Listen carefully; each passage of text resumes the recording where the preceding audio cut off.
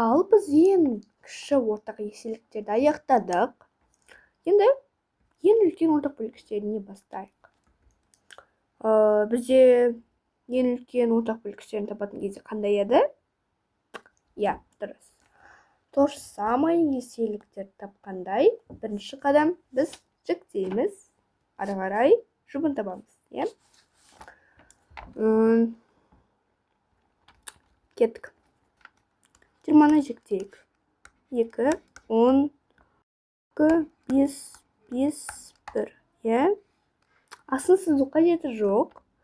16 ше. 2, 2, 4, 2, 2, 2, 1. Енді жұптан табайық. 2-нің жұбы бар. Тағы бар. 5-нің жұбы жоқ, қалған 2-нің жұбы жоқ. Онда бізде бірінші жұп, 2, екінші жұп, 2. Біз енді бір-бірден аламыз да көбейтеміз. Ал көбейтеміз 2-тен 4. Сонда 20 мен 16 санының ең үлкен ортақ бөлгіші келесі есеп. 30 пен 40. 32, 2, 11, 5, 5, 1. 22, 2, 11, 11, 1. Параларын табайық. 2, 2. Қалғандарының парасы жоқ. Сонда бізде ең үлкен ортақ бөлгіші 2 екен. Мен өткен сабақта айтқанмын, егер кез келген сандардан ең үлкен ортақ бөлгішін табатын кезде тек қана бір пара табылса, онда сол параның ішіндегі сандарды, цифрларды көбейтпейміз бір-біріне. Тек бөлек-бөлек жұптардан. Түсінікті ма?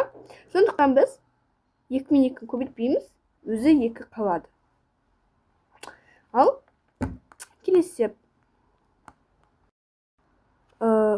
Бізде келесі есеп 80 мен 46 сандарының ең үлкен ортақ бөлгішін тап.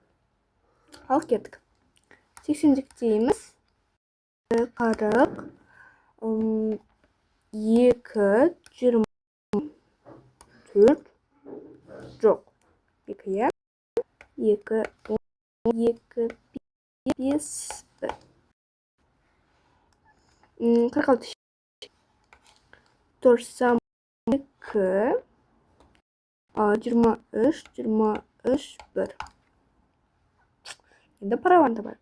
2-нің парасы 23. 80-дегі қалған сандардың жұптар жоқ екен. Онда бізде тоже 2 болады екен.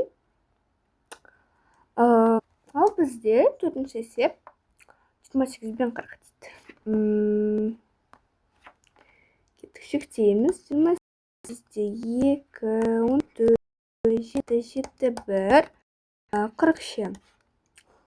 Тоже 2, 10, 20, 10, 5, 1. Енді параларын табайық. 2-нің бар, қалғандарының жоқ. Сонда біз 2 мен 2-ні көбейтеміз. Біз 2 мен 2-ні көбейтеміз. Себебі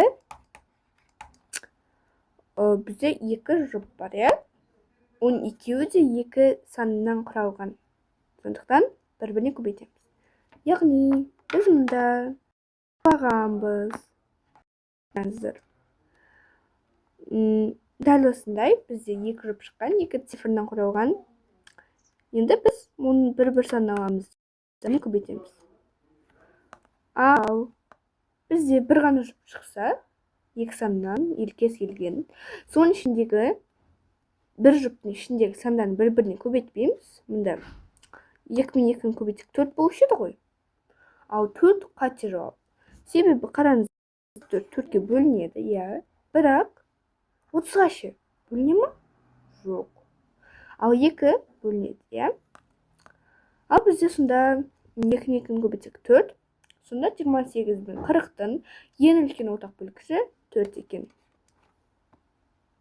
Ал бүгінгі сабақ өз мәресіне жетті.